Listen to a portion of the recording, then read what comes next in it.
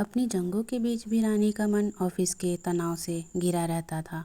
लेकिन इसके अलावा रानी के सामने एक और अतिरिक्त जरूरी काम था, जो था मेडिक्लेम का काम आगे बढ़ाना और उसे पूरा करना।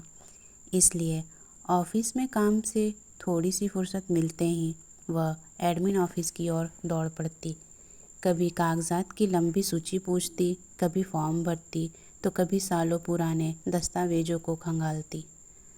अरविंद और घरवालों से बात करके एक एक कागज़ जुटाना, ये सब उसके रोज़मर्रा का हिस्सा बन गया था।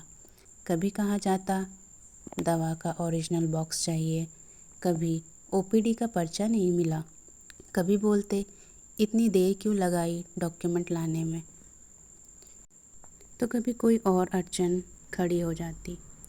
हर बार रानी थक कर बैठ जाती, लेकिन अगले ही पल फिर खड़ी होकर जुगाड़ करने लगती। दिन, हफ्ते और महीने बीतते गए।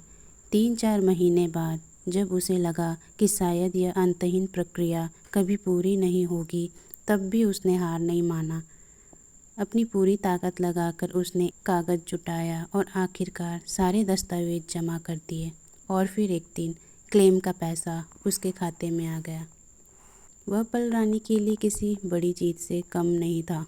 यह सिर्फ पैसों की बात नहीं थी, बल्कि उसकी मेहनत, लगन और धैर्य की जीत थी। इससे न सिर्फ अरविंद और सास ससुर को आर्थिक राहत मिली, बल्कि रानी को भी एक गहरी तसल्ली मिली कि उसकी कोशिशें बेकार नहीं गई। रानी ने कागज़ों का यह रण एक बार नहीं बल्कि 2 बार और लड़ा।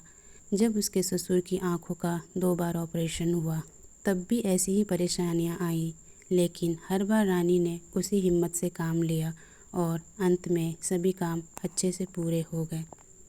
कभी दफ्तर की लड़ाई, कभी घर की जंग और कभी कागज़ों का रण। हर चुनौती ने उसे एक बात का एहसास दिलाया कि उसकी हिम्मत ही उसकी सबसे बड़ी ताकत है।